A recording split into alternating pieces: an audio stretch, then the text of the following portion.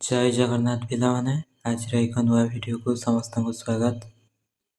ଆଜି ଆମେ ସପ୍ତମ ଶ୍ରେଣୀର ସାହିତ୍ୟ ସୁମନ ବହିର ଚତୁର୍ଥ ଅଧ୍ୟାୟ ପାଣିରେ ପାଣି ଏହି ପ୍ରବନ୍ଧର ପ୍ରଶ୍ନ ଉତ୍ତର ଗୁଡ଼ିକ ଆଲୋଚନା କରିବା।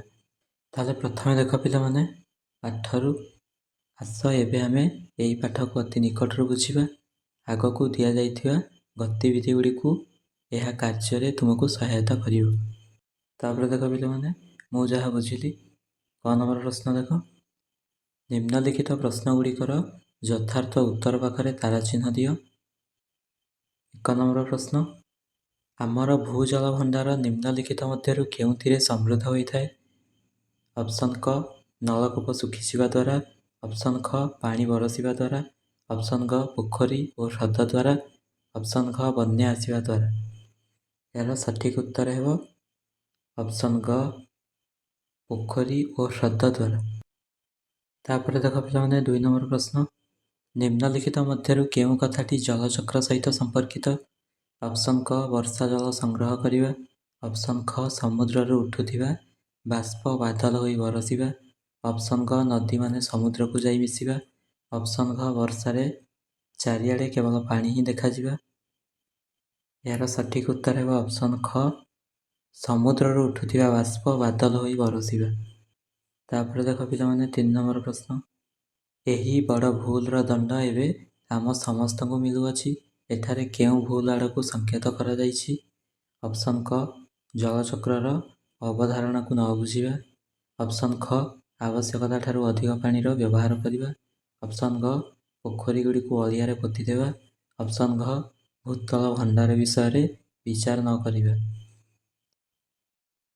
ଏହାର ସଠିକ୍ ଉତ୍ତର ହେବ ଅପସନ୍ ଗ, ପୋଖରୀ ଗୁଡ଼ିକୁ ଅଳିଆରେ ପୋତିଦେବା। ତାପରେ ଦେଖ ପିଲାମାନେ, ଆସ ମେଳ କରିବା। ପାଠରେ ଥିବା କିଛି ଶବ୍ଦ ବା ଉକ୍ତିକୁ ବାଛି କ ସ୍ତମ୍ଭରେ ଦିଆଯାଇଛି ଓ ଏହାର ଅର୍ଥ ଖ ସ୍ତମ୍ଭରେ ଦିଆଯାଇଛି। ତୁମ ଦଳରେ ଏହି ବିଷୟରେ ଆଲୋଚନା କର ଓ ଗାର ଟାଣି ମିଳାଅ। ତାହେଲେ ପ୍ରଥମେ ଦେଖ ପିଲାମାନେ, କ ସ୍ତମ୍ଭରେ ଅଛି ବର୍ଷା ଜଳ ସଂଗ୍ରହ।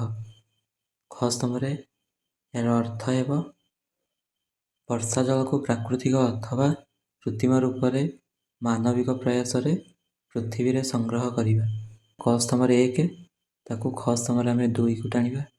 ତାପରେ ଦେଖ ପିଲାମାନେ, 2ରେ ଜଳ ସଙ୍କଟ। ଖ ସ୍ତମ୍ଭରେ ଏହାର ଉତ୍ତର ହେବ ଜଳର ପରିମାଣ କମିଯିବା ବା ଜଳର ପରିମାଣ କମ୍ ହୋଇଯିବା। ଏଠାରେ ଭୁଲ ଲେଖାଯାଇଛି, କମ୍ ଯିବା ନୁହଁ, କମ୍ ଯିବା ହେବ ନାହିଁ, କମିଯିବା କିମ୍ବା କମ୍ ହୋଇଯିବା ହେବ। ତେଣୁ 2, 3କୁ ଟାଣିବା। ତାପରେ ଦେଖ ପିଲାମାନେ, ଜଳଚକ୍ର। ଏହାର ଉତ୍ତର ହେବ ସମୁଦ୍ରରୁ ଉଠୁଥିବା ବାଷ୍ପ ବାଦଲ ହୋଇ ପାଣିରେ ବଦଳିବା ଓ ବର୍ଷା ଦ୍ୱାରା ପୁନଃ ସମୁଦ୍ରରେ ମିଶିବା। 3, 4କୁ ଟାଣିବା। ତାପରେ ଦେଖ ପିଲାମାନେ, ଭୂଜଳ। ଏହାର ଉତ୍ତର ହେବ ମାଟି ତଳେ ଲୁଚିଥିବା ଜଳଭଣ୍ଡାର। 4, 1। ତାପରେ ଦେଖ ପିଲାମାନେ, ଗଦ୍ୟାଂଶର ଆଲୋଚନା। ଏହି ପାଠରୁ ବାଛି କରି କେତେକ ବାକ୍ୟ ନିମ୍ନରେ ଦିଆଯାଇଛି, ତାହାକୁ ମନ ଦେଇ ପଢ଼ ଓ ନିଜର ସହପାଠୀଙ୍କ ସହିତ ଆଲୋଚନା କର। ପ୍ରଥମେ ଦେଖ ପିଲାମାନେ ଦେଲା, ପାଣି ଆସିବ ତ ଅସମୟରେ। ଏହାର ଉତ୍ତର ଲେଖିବା, ପାଣି ... ଅସମୟରେ। ଉକ୍ତ ଗଦ୍ୟାଂଶଟି ସପ୍ତମ ଶ୍ରେଣୀ ସାହିତ୍ୟ ସୁମନ ବହିର ପରିବେଶବିତ୍ ଅନୁପମ ମିଶ୍ରଙ୍କ ଲିଖିତ ପାଣିରେ ପାଣି ପ୍ରବନ୍ଧରୁ ଗୃହୀତ। ଏଠାରେ ଲେଖକ ଆଧୁନିକ ସମାଜରେ ଜଳ ସଙ୍କଟ କିପରି ଜନଜୀବନକୁ ପ୍ରଭାବିତ କରୁଛି ତାହା ଦର୍ଶାଇଛନ୍ତି। ପ୍ରକୃତିର ସନ୍ତୁଳନ ବିଗିଡ଼ିବା ଓ ଜଳର ଅପବ୍ୟବହାର ଯୋଗୁଁ ଆଜିକାଲି ସହର ଓ ଗାଁମାନଙ୍କରେ ସମୟ ସମୟରେ ପାଣି ମିଳୁନାହିଁ। ସରକାରୀ ପାଇପ୍ କିମ୍ବା ଟ୍ୟାପ୍ରେ ପାଣି ଆସିବାର କୌଣସି ନିର୍ଦ୍ଦିଷ୍ଟ ସମୟ ରହୁନାହିଁ। ଏହା ଅଧରାତିରେ କିମ୍ବା ବଡ଼ି ଭୋରରୁ ଅସମୟରେ ଆସୁଛି। ଫଳରେ ଲୋକମାନଙ୍କୁ ନିଜର ନିଦ ହଜାଇ ବାଲ୍ଟି ଓ ମାଠିଆ ଧରି ପାଣି ସଂଗ୍ରହ କରିବାକୁ ବ୍ୟସ୍ତ ହେବାକୁ ପଡ଼ୁଛି। ଜଳ ସଙ୍କଟ କିପରି ସାଧାରଣ ଜୀବନଯାତ୍ରାକୁ ଦୁର୍ବିସହ କରିଦେଇଛି ତାହା ଏହି ପ୍ରସଙ୍ଗରେ ସୂଚିତ ହୋଇଛି। ତାପରେ ଦେଖ ପିଲାମାନେ, ଦେଶର କେତେକ ଅଞ୍ଚଳରେ ତ ଦୁର୍ଭିକ୍ଷ ଭଳି ଅବସ୍ଥା ସୃଷ୍ଟି ହେଲାଣି। ଏହାର ଉତ୍ତର ଲେଖିବା, ଦେଶର ... ସୃଷ୍ଟି ହେଲାଣି। ଉକ୍ତ ଗଦ୍ୟାଂଶଟି ବିଶିଷ୍ଟ ପରିବେଶବିତ୍ ଅନୁପମ ମିଶ୍ରଙ୍କ ରଚିତ ପାଣିରେ ପାଣି ପ୍ରବନ୍ଧରୁ ଆନୀତ। ଏଠାରେ ଲେଖକ ଦେଶର ବିଭିନ୍ନ ପ୍ରାନ୍ତରେ ଦେଖାଦେଉଥିବା ଭୟଙ୍କର ଜଳାଭାବ ସମ୍ପର୍କରେ ଆଲୋକପାତ କରିଛନ୍ତି। ଲେଖକଙ୍କ ମତରେ ଜଳର ଅଭାବ ଏବେ କେବଳ ଗୋଟିଏ ଛୋଟ ଅଞ୍ଚଳରେ ସୀମିତ ନୁହେଁ, ବରଂ ଦେଶର ବଡ଼ ବଡ଼ ମହାନଗରୀମାନଙ୍କରେ ମଧ୍ୟ ଲୋକଙ୍କୁ କଷ୍ଟ ଦେଲାଣି। ବିଶେଷ କରି ଗ୍ରୀଷ୍ମ ଋତୁରେ ନଦୀ, ପୋଖରୀ ଶୁଖିଯାଉଛି ଓ ଭୂତଳ ଜଳସ୍ତର କମିଯାଉଛି। ପ୍ରାକୃତିକ ଜଳାଶୟଗୁଡ଼ିକର ବିନାଶ ଓ ଜଳର ଅପବ୍ୟବହାର ଯୋଗୁଁ ଅନେକ ଅଞ୍ଚଳରେ ପାଣି ଟୋପେ ପାଇଁ ହାହାକାର ସୃଷ୍ଟି ହୋଇ ଦୁର୍ଭିକ୍ଷ ପରି ସଙ୍କଟାପନ୍ନ ଅବସ୍ଥା ଉପୁଜୁଛି। ଜଳ ସଂରକ୍ଷଣ ପ୍ରତି ଆମର ଅବହେଳା କିପରି ବିପଦ ସୃଷ୍ଟି କରୁଛି, ତାହା ଏଠାରେ ବର୍ଣ୍ଣନା କରାଯାଇଛି। ତାପରେ ଦେଖ ପିଲାମାନେ, କିଛି ଦିନ ପାଇଁ ସବୁକିଛି ଅଟକିଯାଏ। ଏହାର ଉତ୍ତର ଲେଖିବା। କିଛି ଦିନ ... ଯାଏ। ଉକ୍ତ ଗଦ୍ୟାଂଶଟି ପରିବେଶବିତ୍ ଅନୁପମ ମିଶ୍ରଙ୍କ ରଚିତ ପାଣିରେ ପାଣି ଶୀର୍ଷକ ପ୍ରବନ୍ଧରୁ ସଂଗୃହୀତ। ଏଠାରେ ଲେଖକ ବର୍ଷା ଋତୁରେ ଅତ୍ୟଧିକ ବର୍ଷା ଯୋଗୁଁ ସୃଷ୍ଟି ହେଉଥିବା ବନ୍ୟାର ଭୟାବହତା ସମ୍ପର୍କରେ ବର୍ଣ୍ଣନା କରିଛନ୍ତି। ଲେଖକଙ୍କ ଅନୁସାରେ ଜଳର ଅଭାବ ଯେତିକି କଷ୍ଟଦାୟକ, ଜଳର ଆଧିକ୍ୟ ଅର୍ଥାତ୍ ଅତ୍ୟଧିକ ପାଣି ମଧ୍ୟ ସେତିକି ବିପଜ୍ଜନକ। ବର୍ଷା ଋତୁରେ ଯେତେବେଳେ ପ୍ରବଳ ବୃଷ୍ଟିପାତ ହୁଏ, ସେତେବେଳେ ଆମର ଘରଦ୍ୱାର, ସ୍କୁଲ, ରାସ୍ତାଘାଟ ଏବଂ ରେଳ ଧାରଣା ଉପରେ ପାଣି ଜମି ରହେ। ଚାରିଆଡ଼େ ବନ୍ୟା ପାଣି ଭରିଯାଏ। ଚାରିଆଡ଼େ ବନ୍ୟା ପାଣି ଭରିଯିବା ଫଳରେ ଯାତାୟାତ ସମ୍ପୂର୍ଣ୍ଣ ବନ୍ଦ ହୋଇଯାଏ ଏବଂ ମାସ ମାସ ଧରି ସାଧାରଣ ଜୀବନଯାତ୍ରା ସମ୍ପୂର୍ଣ୍ଣ ରୂପେ ବ୍ୟାହତ ହୁଏ। ଜଳ ସଂରକ୍ଷଣର ସଠିକ୍ ପରିଚାଳନା ଅଭାବରୁ ମଣିଷ କିପରି ଅସହାୟ ହୋଇପଡ଼େ, ତାହା ଏଠାରେ ସୂଚିତ ହୋଇଛି। ତାପରେ ଦେଖ ପିଲାମାନେ, ଦୁର୍ଭିକ୍ଷ ଓ ବନ୍ୟା ଗୋଟିଏ ମୁଦ୍ରାର ଦୁଇଟି ପାର୍ଶ୍ୱ ଅଟେ। ଏହାର ଉତ୍ତର ଲେଖିବା। ଦୁର୍ଭିକ୍ଷ ... ପାର୍ଶ୍ୱ ଅଟେ। ଉକ୍ତ ଗଦ୍ୟାଂଶଟି ସପ୍ତମ ଶ୍ରେଣୀ ସାହିତ୍ୟ ସୁମନ ବହିର ପରିବେଶବିତ୍ ଅନୁପମ ମିଶ୍ରଙ୍କ ରଚିତ ପାଣିରେ ପାଣି ପ୍ରବନ୍ଧରୁ ସଂଗୃହୀତ। ଏଠାରେ ଲେଖକ ଜଳର ଅଭାବ ଏବଂ ଅତ୍ୟଧିକ ଜଳ ମଧ୍ୟରେ ଥିବା ପାରସ୍ପରିକ ସମ୍ପର୍କକୁ ଅତ୍ୟନ୍ତ ନିପୁଣ ଭାବରେ ବର୍ଣ୍ଣନା କରିଛନ୍ତି। ଲେଖକଙ୍କ ମତରେ ଜଳର ପରିମାଣ ଖୁବ୍ କମ୍ ହୋଇଯିବା ହେଉଛି ଦୁର୍ଭିକ୍ଷ ଏବଂ ଜଳର ପରିମାଣ ଅତି ଅଧିକ ହୋଇଯିବା ହେଉଛି ବନ୍ୟା। ଯଦିଓ ଏହି ଦୁଇଟି ଅବସ୍ଥା ଦେଖିବାକୁ ପରସ୍ପରର ବିରୋଧୀ ମନେ ହୁଅନ୍ତି, ପ୍ରକୃତରେ ଏମାନେ ଗୋଟିଏ ମୁଦ୍ରାର ଦୁଇଟି ପାର୍ଶ୍ୱ ପରି ପରସ୍ପର ସହ ଜଡ଼ିତ। ଯଦି ଆମେ ବର୍ଷା ଋତୁରେ ଅତ୍ୟଧିକ ଜଳକୁ ନଦୀ, ପୋଖରୀ ଓ ହ୍ରଦ ମାଧ୍ୟମରେ ସଠିକ୍ ଭାବରେ ସଂରକ୍ଷଣ କରିପାରିବା ନାହିଁ, ତେବେ ସେହି ପାଣି ବନ୍ୟା ସୃଷ୍ଟି କରେ ଏବଂ ସେହି ଜଳ ନଷ୍ଟ ହୋଇଯିବା ଯୋଗୁଁ ପରବର୍ତ୍ତୀ ସମୟରେ ଦୁର୍ଭିକ୍ଷ ପରି ପରିସ୍ଥିତି ଉପୁଜେ। ଯଦି ଆମେ ଜଳ ସଂରକ୍ଷଣକୁ ଗୁରୁତ୍ୱ ଦେବା, ତେବେ ଉଭୟ ବିପଦରୁ ରକ୍ଷା ମିଳିପାରିବ। ତାପରେ ଦେଖ ପିଲାମାନେ, ଆସ ଚିନ୍ତା କରିବା। ଲେଖାଟିକୁ ଆଉଥରେ ପଢ଼ ଓ ନିମ୍ନଲିଖିତ ବିଷୟରେ ଉତ୍ତର ଖୋଜି ଲେଖ। କ ନମ୍ବର ପ୍ରଶ୍ନ, ପାଠରେ ଏହି ପୃଥିବୀକୁ ବିରାଟ ବଡ଼ ସରାଘଡ଼ି ବୋଲି କାହିଁକି କୁହାଯାଇଛି? ଏହାର ଉତ୍ତର ଲେଖିବା। ଆମେ ଯେପରି ମାଟିର ସରାଘଡ଼ିରେ ପଇସା ସଞ୍ଚୟ କରି ରଖୁ, ପୃଥିବୀ ସେହିପରି ବର୍ଷା ଜଳକୁ ନିଜର ଛୋଟ ବଡ଼ ପୋଖରୀ, ହ୍ରଦ ଆଦି ରୂପରେ ସଞ୍ଚୟ କରି ରଖେ। ଏହି ଜଳ ମାଟି ତଳେ ଲୁଚି ରହିଥିବା ଜଳଭଣ୍ଡାରରେ ଜମା ହୋଇଥାଏ। ତେଣୁ ପୃଥିବୀକୁ ଏକ ବିରାଟ ସରାଘଡ଼ି ବୋଲି କୁହାଯାଇଛି। ତାପରେ ଦେଖ ପିଲାମାନେ, ଖ ନମ୍ବର ପ୍ରଶ୍ନ, କେଉଁ ଧାରାରେ ଜଳଚକ୍ର ପୂର୍ଣ୍ଣ ରୂପ ନିଏ? ଏହାର ଉତ୍ତର। ପୃଥିବୀରେ ରହିଥିବା ନଦୀ ଓ ସମୁଦ୍ରରୁ ଜଳ ବାଷ୍ପୀଭୂତ ହୋଇ ଉପରକୁ ଉଠି ସେଠାରେ ମେଘରେ ପରିଣତ ହୁଏ ଓ ପୁନଶ୍ଚ ମେଘ ବର୍ଷା କରିବା ଦ୍ୱାରା ସେହି ବର୍ଷା ଜଳ ପୁଣି ପୃଥିବୀ ପୃଷ୍ଠକୁ ଫେରି ଆସି ସେଠାରେ ରହିଥିବା ନଦୀ ଓ ସମୁଦ୍ରରେ ପଡ଼ି ସେଠାରେ ସଂରକ୍ଷିତ ହୋଇ ରହେ। ତେଣୁ ଏହି ଧାରାକୁ ଜଳଚକ୍ର ବୋଲି କୁହାଯାଇଥାଏ। ଗ ନମ୍ବର ପ୍ରଶ୍ନ, ଯଦି ସବୁ ନଈ, ହ୍ରଦ ଓ ପୋଖରୀ ଶୁଖିଯାଏ ତେବେ କ'ଣ ହେବ? ଏହାର ଉତ୍ତର। ଯଦି ସବୁ ନଈ, ହ୍ରଦ ଓ ପୋଖରୀ ଶୁଖିଯାଏ, ତେବେ ମାଟି ତଳର ଭୂଜଳଭଣ୍ଡାର ସମୃଦ୍ଧ ହୋଇପାରିବ ନାହିଁ।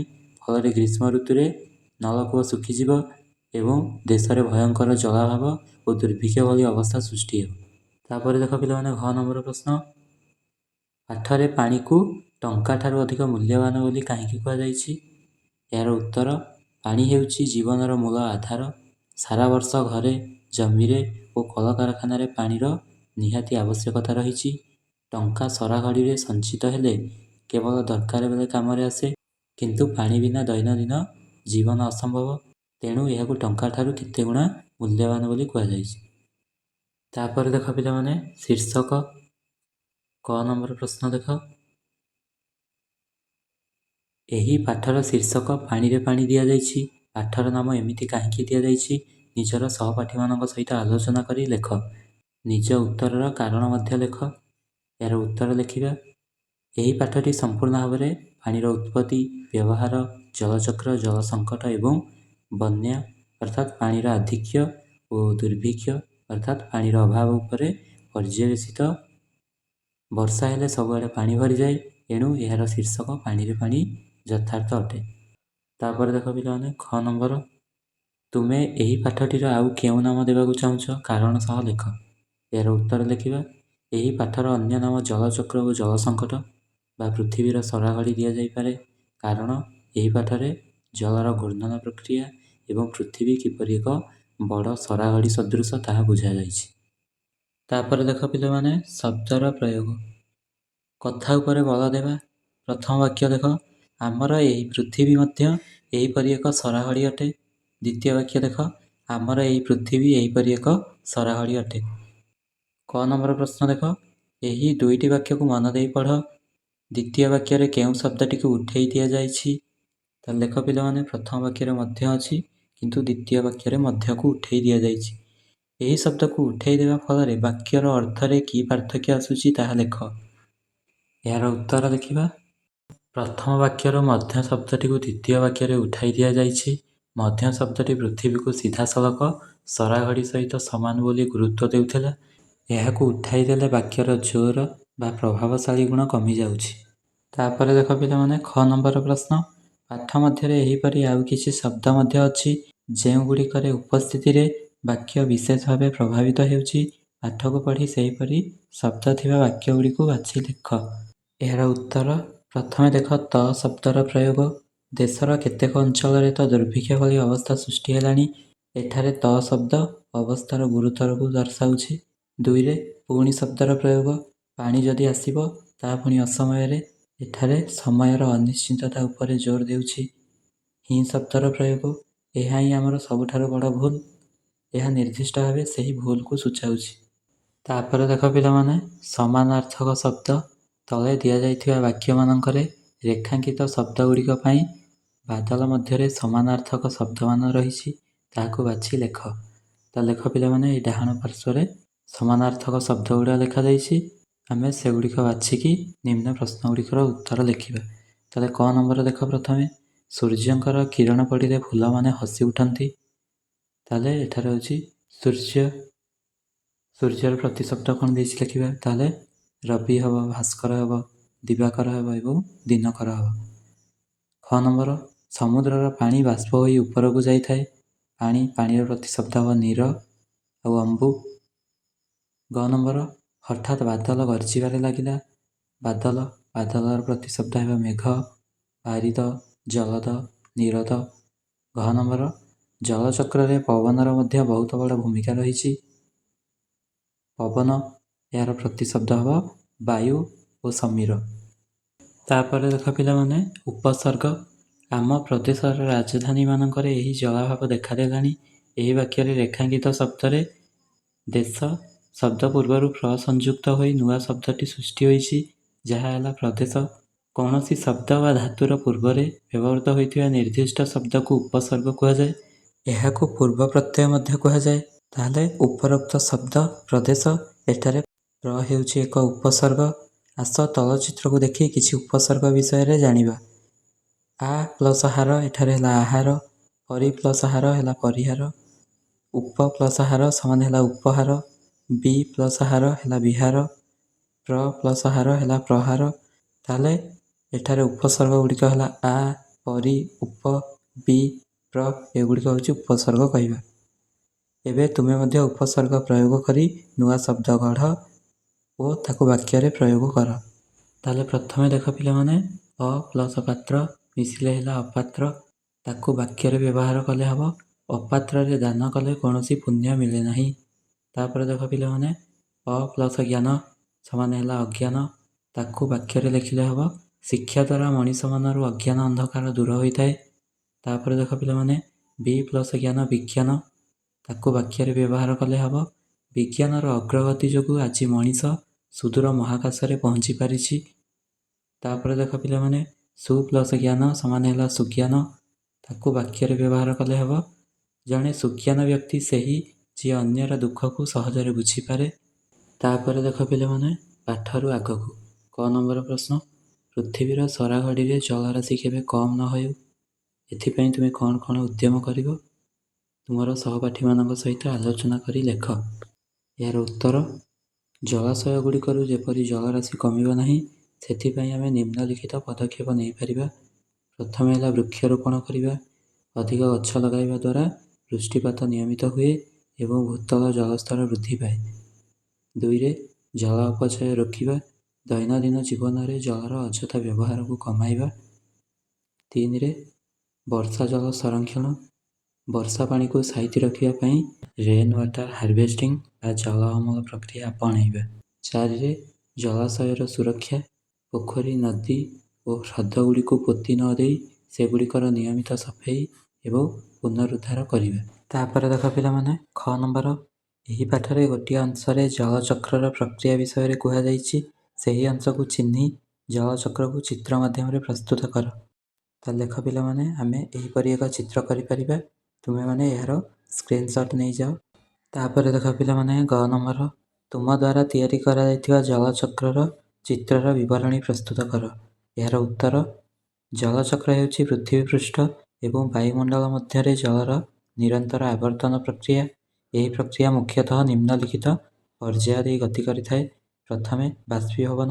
ସୂର୍ଯ୍ୟଙ୍କ ଉତ୍ତାପ ଯୋଗୁଁ ନଦୀ, ହ୍ରଦ ଏବଂ ସମୁଦ୍ରର ଜଳ ବାଷ୍ପରେ ପରିଣତ ହୋଇ ଉପରକୁ ଉଠିଥାଏ। 2ରେ, ଉଚ୍ଛେଦନ। ଉଦ୍ଭିଦଗୁଡ଼ିକ ମଧ୍ୟ ସେମାନଙ୍କ ପତ୍ର ମାଧ୍ୟମରେ ଅତିରିକ୍ତ ଜଳକୁ ଜଳୀୟ ବାଷ୍ପ ଆକାରରେ ବାୟୁମଣ୍ଡଳକୁ ଛାଡ଼ିଥାନ୍ତି। 3ରେ, ଘନୀଭବନ। ବାୟୁମଣ୍ଡଳର ଉପର ଭାଗରେ ଥିବା ଥଣ୍ଡା ପବନ ସଂସ୍ପର୍ଶରେ ଆସି ଏହି ଜଳୀୟ ବାଷ୍ପ ଥଣ୍ଡା ହୁଏ। ଏହା ଛୋଟ ଛୋଟ ଜଳବିନ୍ଦୁରେ ପରିଣତ ହୋଇ ମେଘ ସୃଷ୍ଟି କରେ। 4ରେ, ବୃଷ୍ଟିପାତ। ମେଘଗୁଡ଼ିକ ଅଧିକ ଘନୀଭୂତ ହୋଇ ଭାରୀ ହେବା ପରେ ତାହା ବର୍ଷା, ବରଫ ବା କୁଆପଥର ଆକାରରେ ପୃଥିବୀ ପୃଷ୍ଠକୁ ଖସି ପଡ଼େ। 5ରେ, ଜଳ ସଂଗ୍ରହ। ବର୍ଷା ଜଳ ପୁନର୍ବାର ଜଳାଶୟଗୁଡ଼ିକରେ ଜମା ହୁଏ ଏବଂ କିଛି ଜଳ ଭୂତଳ ଜଳ ଭାବେ ମାଟି ତଳକୁ ଚାଲିଯାଏ। ତାପରେ ଦେଖ ପିଲାମାନେ, ସୃଜନଶୀଳତା। କ ନମ୍ବର ପ୍ରଶ୍ନ, କଳ୍ପନା କର ଯେ କୌଣସି ଦିନ ତୁମ ଘରେ ପାଣି ଆସିଲା ନାହିଁ। ତୁମକୁ ବିଦ୍ୟାଳୟକୁ ଯିବାକୁ ହେବ। ତୁମ ଘର ପାଖରେ ଗୋଟିଏ ସର୍ବସାଧାରଣ ନଳକୂଅ ଅଛି। ତୁମେ ଗରା ବାଲ୍ଟି ଧରି ସେଠାରେ ପହଞ୍ଚିଛ। ଆଉ ଠିକ୍ ସେହି ସମୟରେ ତମର ପଡ଼ୋଶୀ ମଧ୍ୟ ପାଣି ନେବା ପାଇଁ ପହଞ୍ଚି ଯାଇଛନ୍ତି। ତୁମେ ଦୁହେଁ ନିଜ ନିଜର ବାଲ୍ଟି ପ୍ରଥମେ ପୂରା କରିବାକୁ ଚାହୁଁଛ। ଏମିତି ପରିସ୍ଥିତିରେ ତୁମ ଭିତରେ କୌଣସି ପ୍ରକାରର କଳିକଜିଆ ନ ହେଉ, ଏହାକୁ ଧ୍ୟାନରେ ରଖି 3ଟି ସ୍ଲୋଗାନ ତିଆରି କର। ଏହାର ଉତ୍ତର, 1ରେ, ପାଣି ପାଇଁ କାହିଁକି ରାଗ, ସମସ୍ତଙ୍କର ଅଛି ଏଥିରେ ଭାଗ। 2ରେ, କଳି ନୁହେଁ ସହଯୋଗ କରିବା, ଜଣକ ପରେ ଜଣେ ବାଲ୍ଟି ଭରିବା। 3ରେ, ଶାନ୍ତିରେ ପାଣି ନେଇଯିବା, ଭାଇଚାରା ବଜାୟ ରଖିବା। ତାପରେ ଦେଖ ପିଲାମାନେ, ଖ ନମ୍ବର, ସୂର୍ଯ୍ୟ, ସମୁଦ୍ର, ବାଦଲ, ପବନ, ପୃଥିବୀ, ବର୍ଷାର ଜଳବିନ୍ଦୁ, ବହିଯାଉଥିବା ଏକ ନଦୀ ଓ ତା'ର କୂଳରେ ଗଢ଼ି ଉଠିଥିବା ତୁମ ଆମର ଘର, ଗାଁ ବା ସହର। ଏହି ବାକ୍ୟକୁ ପଢ଼ି ତୁମ ମନରେ ଯେଉଁ ଭାବନା ଜାଗି ଉଠୁଛି ତାକୁ ନେଇ ଚିତ୍ର ଆଙ୍କ ଓ ସେଥିରେ ରଙ୍ଗ ଦିଅ। ପିଲାମାନେ, ତୁମେମାନେ ଏହିପରି ଏକ ଚିତ୍ର କରିପାରିବ। ତାପରେ ଦେଖ ପିଲାମାନେ, ପାଣିରେ ପାଣି। ତଳେ ଆମେ ପ୍ରତିଦିନ କରୁଥିବା କାମର ଚିତ୍ର ରହିଛି। ସେହି ଚିତ୍ର ବିଷୟରେ ଆଲୋଚନା କର। ପୃଥିବୀରେ ପାଣିର ସଙ୍କଟକୁ କମ୍ କରିବାରେ ଯେଉଁଗୁଡ଼ିକ ସହାୟକ ହେବ, ସେହି ଚିତ୍ରଗୁଡ଼ିକ ଉପରେ ଆଲୋଚନା କର। ପ୍ରଥମେ ଦେଖ ପିଲାମାନେ, ଗାଧୋଇବା। ପିଲାଟି ବାଲ୍ଟିରେ ପାଣି ନେଇ ଗାଧୋଉଛି, ତେଣୁ ପାଣି ବେଶୀ ଅପଚୟ ହେଉଛି। ଯେଉଁ ପାଣିଗୁଡ଼ା ତଳେ ପଡ଼ିଯାଉଛି, ଆମେ ସେହି ପାଣିଗୁଡ଼ିକୁ ବଗିଚାରେ ମଧ୍ୟ ବ୍ୟବହାର କରିପାରିବା। ତାପରେ 2ରେ ଦେଖ ପିଲାମାନେ, ଗଛରେ ପାଣି ଦେବା। ବାଳି କାଟି ଜଗ୍ ସାହାଯ୍ୟରେ ଗଛରେ ପାଣି ଦେଉଛି। ପାଇପ ଲଗାଇ ପାଣି ଦେବା ଅପେକ୍ଷା ଏହିପରି କଲେ ଗଛର ମୂଳରେ ସୀମିତ ଏବଂ ଆବଶ୍ୟକ ଅନୁସାରେ ପାଣି ପଡ଼େ, ଯାହା ପାଣି ସଞ୍ଚୟ କରେ। ଚିତ୍ର 3ରେ, ଫିଲ୍ଟର। ପାନୀୟ ଜଳକୁ ସୁରକ୍ଷିତ ରଖିବା ପାଇଁ ଫିଲ୍ଟର ବ୍ୟବହାର କରାଯାଇଛି। ଏହାଦ୍ୱାରା ପାଣି ବିଶୁଦ୍ଧ ରହେ ଏବଂ ମଇଳା ହୋଇ ପାଣି ନଷ୍ଟ ହୁଏ ନାହିଁ। ଚିତ୍ର 4ରେ ଦେଖ, ପୋଖରୀ ଖୋଳିକି ବର୍ଷା ପାଣିକୁ ସଂରକ୍ଷିତ କରି ରଖିବା ପାଇଁ ଲୋକମାନେ ପୋଖରୀ ଖୋଳୁଛନ୍ତି। 5ରେ, ବ୍ରସ୍ କରିବା। ପିଲାଟି କଳ ଖୋଲି ବ୍ରସ୍ କରୁଛି। ବ୍ରସ୍ କଲା ସମୟରେ କଳକୁ ସମ୍ପୂର୍ଣ୍ଣ ଖୋଲା ନ ରଖି ମଗରେ ପାଣି ନେଇ କୁଳୁକୁଚା କଲେ ବହୁତ ପାଣି ବଞ୍ଚିଯାଏ। ଚିତ୍ର 6 ମୋଟର ସାହାଯ୍ୟରେ ପାଣି ସଂଗ୍ରହ। କଳରୁ ବାଲ୍ଟିରେ ପାଣି ଭରାଯାଉଛି। ପାଣି ଭରିଗଲା ପରେ କଳକୁ ତୁରନ୍ତ ବନ୍ଦ କରିଦେବା, ଯାହାଫଳରେ ପାଣି ବୋହି ନଷ୍ଟ ହେବ ନାହିଁ। ଚିତ୍ର 7 ପିଲାମାନେ ଗଛ ଲଗାଇ ସେଥିରେ ପାଣି ଦେଉଛନ୍ତି। ଚିତ୍ର 8 ଗାଡ଼ି ସଫା କରିବା। ପାଇପ୍ ଲଗାଇ ସିଧାସଳଖ ଗାଡ଼ି ଧୋଇଲେ ବହୁତ ପାଣି ନଷ୍ଟ ହୁଏ। ଏହାର ବଦଳରେ ବାଲ୍ଟିରେ ପାଣି ନେଇ କପଡ଼ା ଦ୍ୱାରା ଗାଡ଼ି ପୋଛିଲେ କମ୍ ପାଣିରେ କାମ ହୋଇଯାଏ। ଚିତ୍ର 9 ଶ୍ରେଣୀଗୃହରେ କେହି ନଥିବା ସମୟରେ ବିଦ୍ୟୁତ୍ ସରଞ୍ଜାମ ବନ୍ଦ ରଖିବା। ତାପରେ ଦେଖ ପିଲାମାନେ, ସମସ୍ତଙ୍କ ପାଇଁ ପାଣି। ସମସ୍ତଙ୍କୁ ନିଜର ଆବଶ୍ୟକତା ଅନୁସାରେ ପର୍ଯ୍ୟାପ୍ତ ପାଣି କେମିତି ମିଳିବ, ଏହି ବିଷୟରେ ଏକ ଆଲୋଚନା ଚକ୍ରର ଆୟୋଜନ କର। ଏହି ଆଲୋଚନା ଚକ୍ରର ମୁଖ୍ୟ ବିନ୍ଦୁକୁ ଆଧାର କରି ବିବରଣୀ ପ୍ରସ୍ତୁତ କର। ଏହାର ଉତ୍ତର ଲେଖିବା। ପ୍ରଥମେ, ସମାନ ବଣ୍ଟନ। ସରକାରୀ ନଳକୂପ ବା ସର୍ବସାଧାରଣ ଜଳାଶୟରୁ ସମସ୍ତେ ଯେପରି ସମାନ ଭାବରେ ପାଣି ପାଇପାରିବେ, ସେଥିପାଇଁ ଧାଡ଼ି ବାନ୍ଧି ନିଜ ପାଳି ଅନୁସାରେ ପାଣି ନେବା ଉଚିତ। 2ରେ, ଜଳର ସଂରକ୍ଷଣ।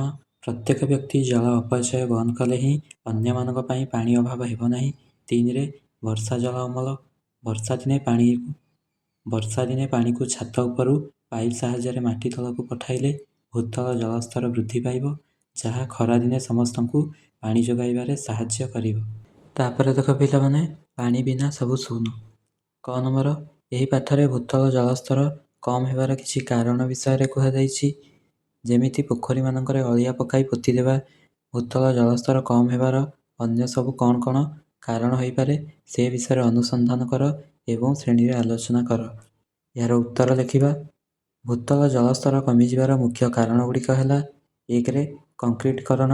ସହର ବଜାରରେ ରାସ୍ତାଘାଟ ପକ୍କା ହେବା ଯୋଗୁଁ ବର୍ଷା ପାଣି ମାଟି ଭିତରକୁ ଶୋଷି ହୋଇ ଯାଇପାରୁନାହିଁ। 2ରେ, ଜଙ୍ଗଲ କ୍ଷୟ। ଗଛ କାଟିଦେବା ଫଳରେ ମାଟିର ପାଣି ଧରି ରଖିବା କ୍ଷମତା କମିଯାଉଛି। 3ରେ, ବର୍ଷା କମ୍ ହେବା। ଜଳବାୟୁ ପରିବର୍ତ୍ତନ ଯୋଗୁଁ ଅନିୟମିତ ଓ କମ୍ ବୃଷ୍ଟିପାତ ହେବା। ଖ ନମ୍ବର ପ୍ରଶ୍ନ, ଭୂତଳ ଜଳସ୍ତର କମିଯିବା ଫଳରେ ଆମକୁ ଏବେ କେଉଁ ସବୁ ସମସ୍ୟାର ସମ୍ମୁଖୀନ ହେବାକୁ ପଡ଼ୁଛି? ଏହାର ଉତ୍ତର, ଖରାଦିନେ ନଳକୂପ ଏବଂ କୂଅଗୁଡ଼ିକ ଶୁଖିଯାଉଛି, ଯାହାଫଳରେ ପିଇବା ପାଣିର ଘୋର ଅଭାବ ଦେଖାଦେଉଛି। 2ରେ, ଚାଷ କାର୍ଯ୍ୟ ପାଇଁ ଜଳସେଚନରେ ସମସ୍ୟା ଉପୁଜୁଛି ଏବଂ ଫସଲ ନଷ୍ଟ ହେଉଛି।